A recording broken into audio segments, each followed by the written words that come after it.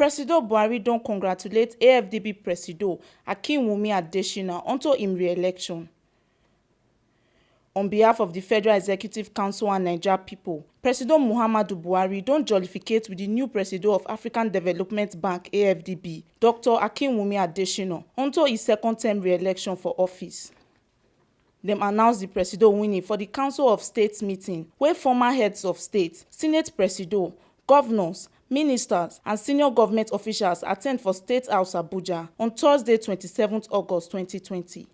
The person wey dey write for Naija wey dem dey call secretary to the government of federation, Boss Mustapha, na him announce the good news as Presido Buhari wey clap hand for the AFDB Presido come talk say e deserve am.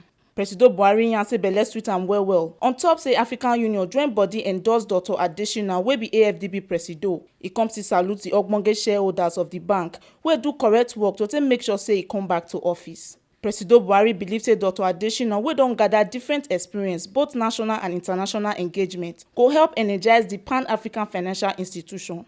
He congratulate Dr. Adesina family, friends and professional colleagues unto im re-election. Come still salute the members of staff and board of governors of the African Development Bank for the ogbonge support wey dem give the former Nigerian Minister of Agriculture and Rural Development and the management team.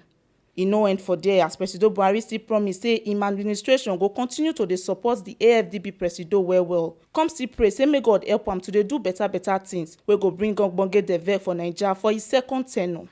Dis na the ogbonge informate wey we don carry come give una on top with tori for today as Presido Buhari don congratulate AFDB Presido Akinwumi Adesina unto im re-election. Make una sabi say na TMC TV na im carry dis ogbonge informate come give una. And my name na Aisosa Osayente.